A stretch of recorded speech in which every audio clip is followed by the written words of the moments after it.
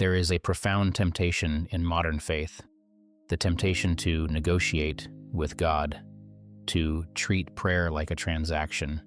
You bring the right words, the right posture, the right amount of faith, and God delivers the outcome you've requested. This is not prayer. This is magic. The actual economy of Christian suffering works differently.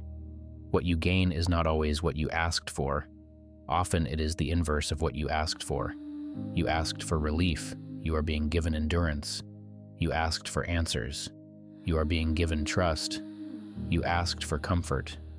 You are being given character. James understood this. He does not shy away from the difficulty.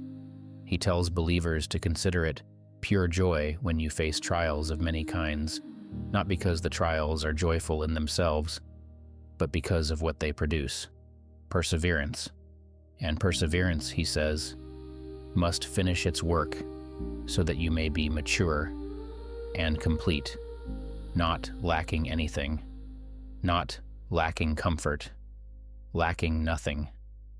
There is a completeness available to the human being who has been tested and has not broken, a wholeness, a solidity. You cannot obtain this in any other way, not through education, not through achievement, not through the accumulation of comfort, only through perseverance.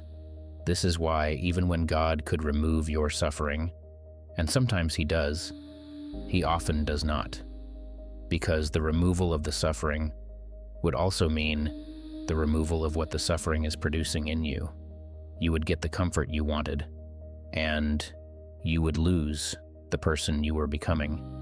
The real tragedy is not suffering. It is suffering that teaches nothing, pain that is endured passively, difficulty that destroys rather than deepens, but suffering that is met with open eyes, with willingness to learn, with submission to what God is making of you. This suffering becomes the greatest teacher. The question is not how to end your suffering. The question is what you will let it make of you.